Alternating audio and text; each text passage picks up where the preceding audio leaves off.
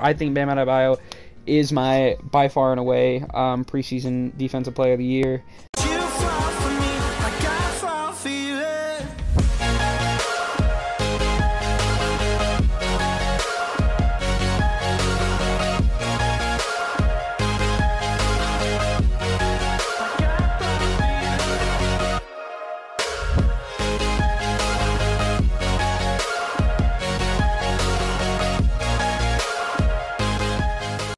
Alrighty, everybody, welcome back to another video of NBA Now. I'm your boy Dom, and we're gonna get right into things here today.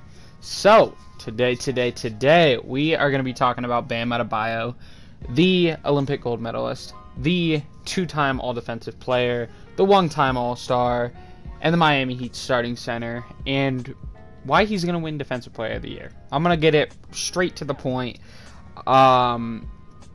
You know, we'll roll it back and we'll get to why he's going to win Defensive Player of the Year, but that's what we're talking about today.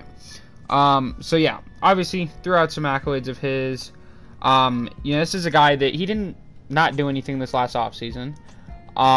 In fact, he went out and he, you know, went to the Olympics and won the gold medal, right? So obviously he's been putting in work and getting better throughout the offseason and been playing basketball, right? And not only that, he wasn't selected for the All-Star team last year, so he even has more of a chip on his shoulder, right? I think he came out and either he said it or Jimmy came out and said it and said that he didn't care that he wasn't selected. But, you know, when you're that level of a player, you care if you're not selected.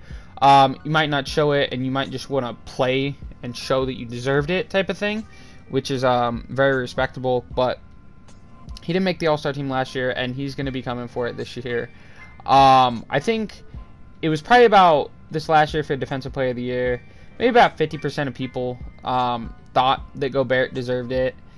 And then I would say the split for Bam and Ben Simmons.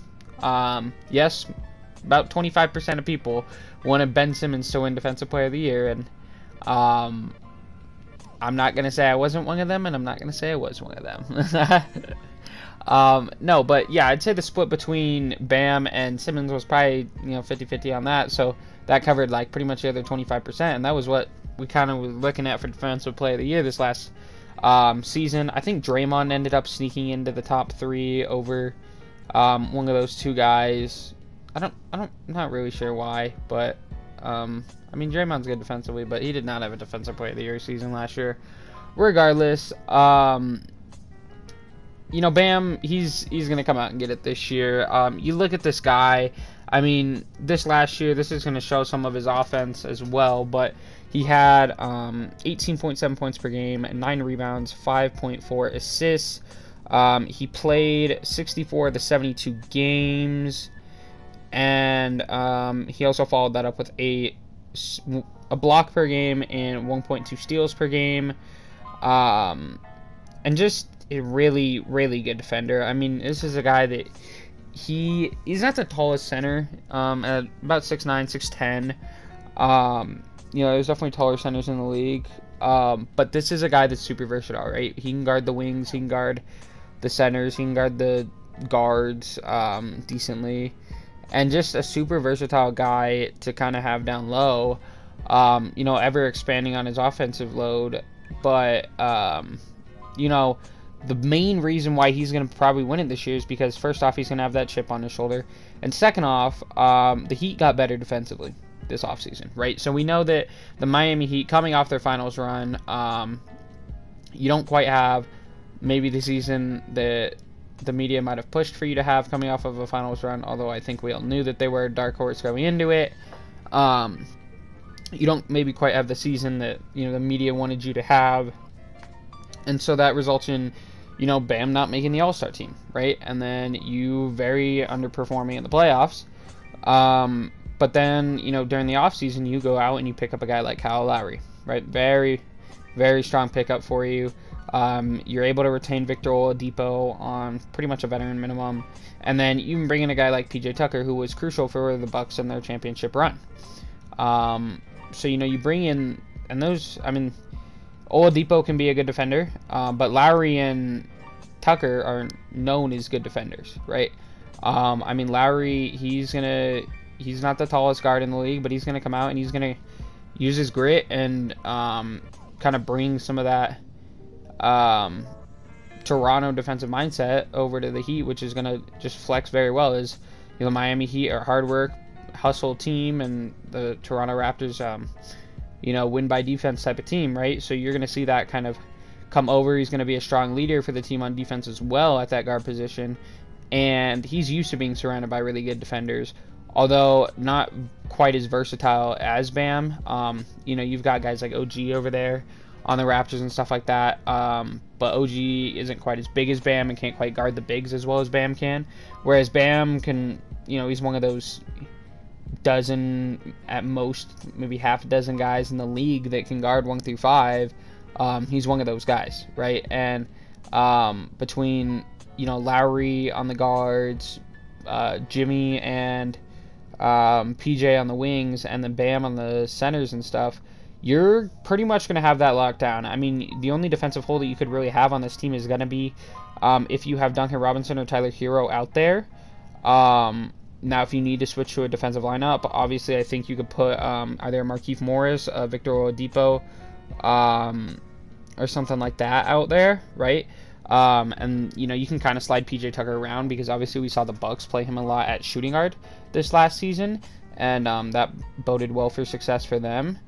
So you definitely have flexibility within your lineups when you're looking at it that way, which just, if you can be flexible on defense and just be able to guard different lineups that other teams are going to be able to throw at you, that just helps you get overall better defense throughout the season and better chemistry to get working together against what lineups you need, which is just going to be very helpful. Like, obviously the team got a little bit older with Lowry and PJ Tucker, but this is a team that's trying to win, right?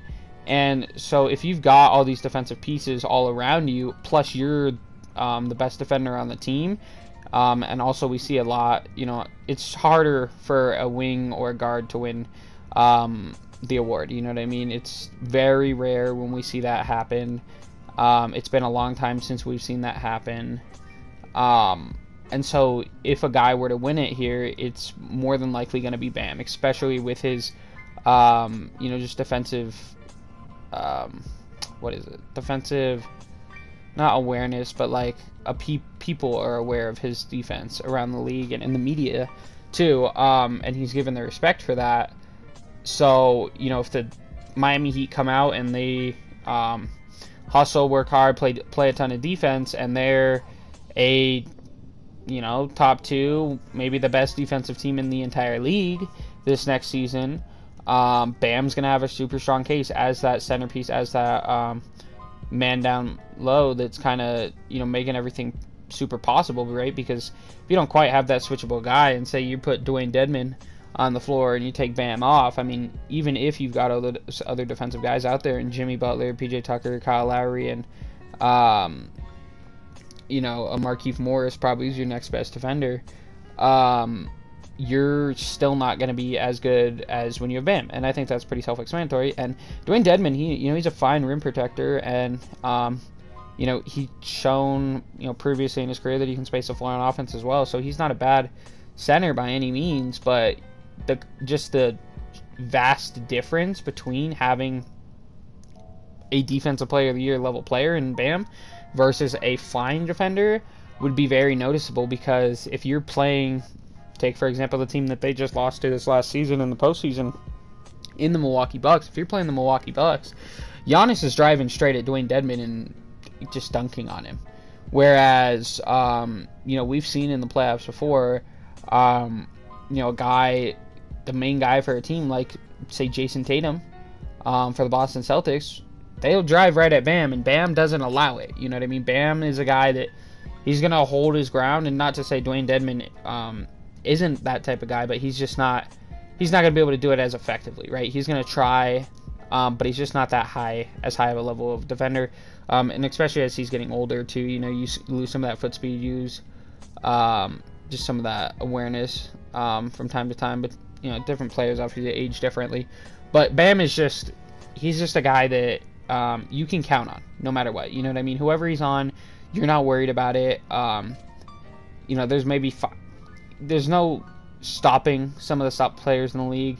But if you wanted, if you were picking 5 guys that you wanted to defend, on your team as a defensive guy, Bam Adebayo is probably a top 3 person that's picked. Could you? And I think that depends. Would you rather have Rudy Gobert's style of defense or Bam Adebayo's style of defense? Right. We'll probably see a slight drop off from the Utah Jazz here in this next regular season, as I think they're gonna, as a team, kind of notice their regular season success just isn't translating into the postseason, and so I think they're gonna try and potentially just maybe they're a 3 seed or something like that rather than the 1 seed, and they try and focus more on the playoffs and kind of prepare for that. And so if you see a team like that drop, you can see the Heat even have more potential to get Bam in that conversation, which he's already been in, and just even higher with their personnel now. But it really comes down to, would you rather have a switchable defensive scheme where, depending, it doesn't quite matter as much what the other team's trying to operate with, because your team just has the capability to kind of shut down whatever they're doing as best as possible individually, right? Or do you want to have a single person centered defense, right, where you're you have decent perimeter defenders and you're forcing the drive to one of, if not the best shot blocker in the NBA, in Rudy Gobert, right? It really just depends on which kind of defensive scheme that you would want to go for if you were picking those guys on who you wanted for defense. And I think if you had that option, you're going to go for the switchable defensive scheme because it's so much more versatile against more teams, which is just what Bam allows. And I think it's going to be on full display this next season. I would be shocked if Gobert wins another Defensive Player of the Year for the rest of the time he's in the league. Voter fatigue is a big thing. He's already lost one not because of voter fatigue, in part due to, but not entirely due to voters fatigue. Obviously, Giannis did a great job deserving that award when he got it, but he's just, Rudy Gobert is not a flashy player to vote for. Whereas Bam Adebayo, you know what I mean, he'll go and he'll play in the skills contest, and he'll come be an all-star, and he'll throw it down, and he'll dribble the ball, and he'll do all that at that center position, and he's going to lock it down on defense. So, if you see another guy that would get towards that potential of having a voter fatigue type of situation, it's going to be a Bam Adebayo, or it's going to be a Joel Embiid, or it's going to be a Giannis Antetokounmpo, where they're going to win multiple in the next few seasons because they just provide the entertainment too. Obviously, the NBA is a business, and a lot of that award voting and stuff like that is heavily media based, and the media doesn't like to vote for boring players. They don't like to talk about Rudy Gobert. Now, do we think that Rudy Gobert is a super good player in the NBA and is in a large part, a